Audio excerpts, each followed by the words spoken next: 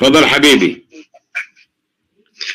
حياك الله سيد عقيل. حياك الله وبياك، حيا الله أخونا الغالي الحبيب من ليبيا، حياك الله وبياك. أنا ما أذكر الاسم لاعتبارات يعني، فما أذكر الاسم يعني، بس الأخ المتحدث من ليبيا أخ يعني منصف وباحث عن الحق، وجزاه الله خير جزاء المحسنين. اللهم صل على محمد وآل محمد وعجل فرجهم ولعن أعداءهم. يعني اكو شيء لعنة الله على من يعني اكو شيعة يعني اكو شيعة بليبيا بحق محمد وآل محمد. اكو شيعة بليبيا يعني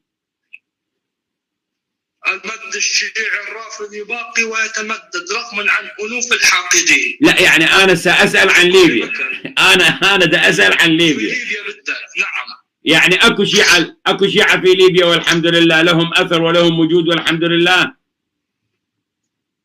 على الرغم من المضايقات اللي نتعرض اليها من قبل هذه الحكومات وهؤلاء المشايخ الذين يتبعون فكرا غير فكر محمد وآل محمد. الحمد لله. إسلاما غير إسلام محمد وآل محمد. الحمد لله. نسأل الله أن يحفظكم بحفظه ويعمي عنكم يا رب العالمين إن شاء الله. أسأل الله زوال كل أسأل الله بحق محمد وآل محمد. أسأل الله سبحانه وتعالى أن يعمي عنكم أبصار وأنظار الظالمين بحق محمد وآل بيت محمد. تفضل أسمع مداخلتك أستاذنا الغالي الشيعي الليبي، تفضل.